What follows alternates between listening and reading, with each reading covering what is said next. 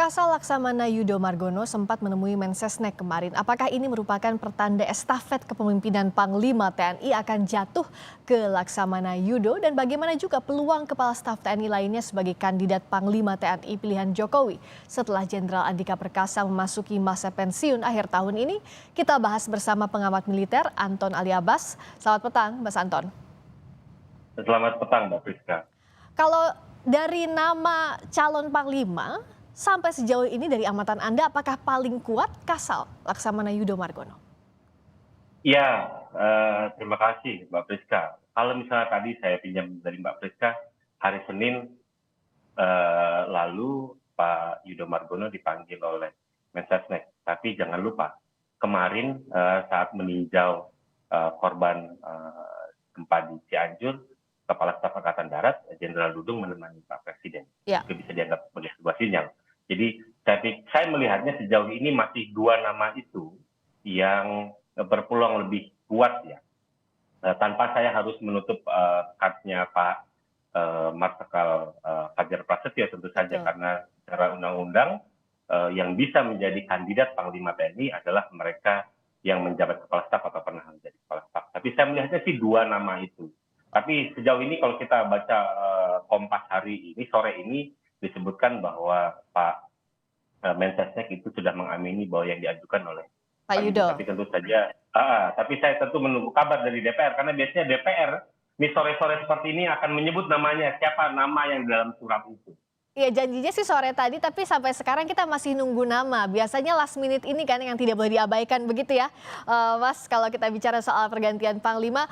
Tapi kalau dari dua nama tadi setidaknya yang menurut Anda punya kans lebih besar, Kasat juga Kasal. Apa yang jadi alasan? Kalau dari Kasal mungkin giliran Matra. Kalau Kasat kenapa? Meskipun sebelumnya Pak Andika, Jenderal Andika, Matranya sama darat. Ya, saya sih nggak melihat. Jadi kalau Kasal itu sebenarnya dari periodenya Pak Jokowi dari 2014 sampai sekarang, itu hanya Kasal yang belum pernah jadi Panglima TNI. Itu satu. Kedua, kenapa pilihannya Kasal? Misalnya justifikasinya adalah Pak Presiden itu punya visi yang namanya poros maritim dunia. Masa dari 2014 sampai sekarang 2022, bahkan nanti mau habis 2023, tidak pernah mengangkat Panglima TNI yang berasal dari matra laut. Jadi agak aneh kalau misalnya kita bicara poros maritim dunia, tapi panglimanya nggak pernah dari angkatan laut. Itu satu. Tapi kenapa misalnya kok ada Pak Dudung jadi itu? Saya pikir catatan Pak Dudung ketika menjadi Pangdam Jaya, ketika dalam waktu itu lagi rame-rame terkait ada kasus penertiban baliho dan lain-lain, saya pikir itu adalah yang harus digarisbawahi bahwa apa yang dilakukan Pak Dudung dalam konteks penertiban baliho kala itu mendapat atensi tentu saja dari seorang Presiden Jokowi. Saya pikir jadi modalitas itu saya pikir itu sudah menjadikan kenapa kemudian pilihannya bisa jadi kepada Pak Dudung gitu. Karena memang kalau bicara tentang Pak Jokowi ini seringkali melakukan anomali gitu. Jadi kalau misalnya presiden terdahulu itu secara bergiliran gitu ya, darat, laut, Sudah jelas darat, begitu ya polanya, kalau Pak Jokowi tidak bisa Presiden, diprediksi begitu. ya Pak Jokowi ini nggak diprediksi. Saya bilangnya ini anomali. Jadi Pak Presiden itu selalu mencoba membuat arah-arah baru. Kali ini apakah kembali melakukan anomali atau kembali ke pattern awal bahwa ini harus dijabat dapat secara bergiliran? Nah, kita tinggal tunggu saja, Mbak. Berarti kalau bicara anomali, masing-masing darat, laut, udara masih punya kans sampai betul-betul ada pengumuman resminya ya, Mas Anton?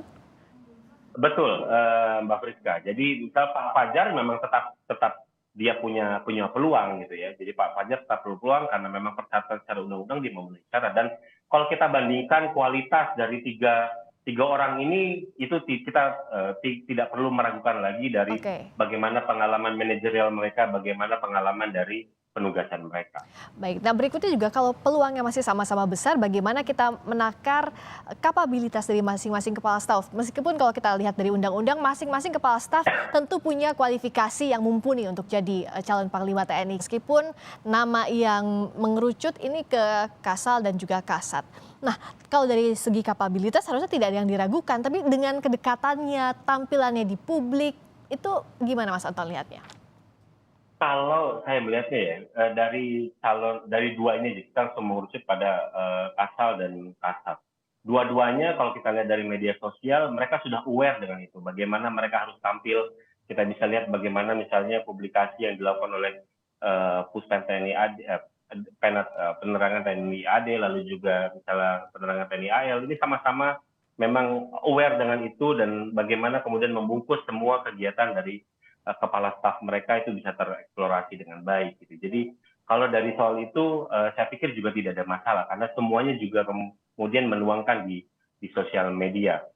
Lalu juga tadi ngomong soal kapabilitas, rekam jejak penugasan, baik itu tempur, manajerial, mereka para kepala staf ini sudah memenuhi. Jadi memang kalau kita bicara tentang apakah si A lebih daripada si B atau si B kalah dari si C, saya pikir ini menjadi relatif dan saya melihatnya tiga-tiganya memang layak untuk menjadi Panglima TNI. Dan apa yang menjadi penentu ini kemudian preferensi pribadi dari Pak Jokowi. Jadi yang pertama adalah kemudian soal trust, gitu ya. Ini soal trustnya Pak Jokowi jatuhnya kemana. Lalu yang kedua nanti ini bagaimana kemudian Pak Jokowi juga merasa nyaman. Jadi Pak Jokowi ini kan dalam pemilihan-pemilihan selalu kemudian mengedepankan kenyamanan dan kepercayaan gitu. Karena bagaimanapun juga Panglima TNI ini kan orang pimpinan tertinggi di militer setelah dia. Gitu. Jadi ini mau tidak mau pasti harus orang yang beliau percaya. Gitu. Jangan sampai nanti akan melakukan sesuatu hal yang tidak diinginkan. Nah, jadi saya pikir nanti pertimbangan yang itu jadi akan more personal, dengan akan lebih pada personal, yang karena tiga-tiganya kapabilitasnya sama, kemampuannya sama, jejaknya sama, semuanya. Jadi pilihannya tuh, saya pikir dugaannya ntar alasannya adalah personal. Ini ngomong dia lebih trust mana, dan dia lebih nyaman sama yang mana. Karena kembali ke hak prerogatif presiden, nah itu yang harus dihormati. Tapi kalau bicara dari undang-undang kan bisa ada rotasi begitu. Kalau tidak ada rotasi di sini dan ini kan dikembalikan ke kewenangannya presiden, tapi kalau Anda melihat dari sisi lainnya di internal TNI seperti apa? Iya, kalau ya bahasa undang-undangnya adalah dapat dijabat secara bergiliran. Betul. Kata kuncinya dapat ya. Jadi ini memang dulu secara nuansa kebatinannya, pembahasan undang-undang TNI itu memang mencoba tidak untuk memaksa presiden. Gitu. Jadi makanya dengan kata kunci adalah kata dapat gitu. Tapi apa kemudian dampaknya? Saya pikir yang mungkin harus diantisipasi adalah jangan sampai ini moralitas dari prajurit TNI AL yang terganggu, gitu, yang terdampak. Benar bahwa kalau namanya prajurit itu mereka 100% sudah mengabdikan jiwa raganya kepada nusa dan bangsa. Tapi mau nggak mau, ini soal moral ini tetap harus kita jaga. Itu jangan sampai misalnya ada yang merasa kok saya terdiskriminasi, kok yang ini gitu. Karena bagaimana juga tadi saya bilang bahwa ini periode dari 2014 sampai 2022 misalnya tidak ada satupun panglima yang berasal dari Matra Laut. Gitu. Jadi kan nanti bertanya ada apa dengan Matra kami? Kenapa presiden? Apakah memang karena kami di laut misalnya kami tidak dilihat bekerja dan lain-lain? Ini yang mungkin saya pikir perlu juga untuk diperhatikan. Walaupun misalnya siapapun nanti Panglima TNI-nya tetap akan melakukan konsolidasi internal. Karena bagaimanapun juga 2023 ini adalah juga seringkali dianggap sebagai tahun politik. Maka misalnya dari luar akan coba narik-narik, mau tidak mau itu akan melakukan konsolidasi. Jadi konsolidasi adalah sebuah keharusan.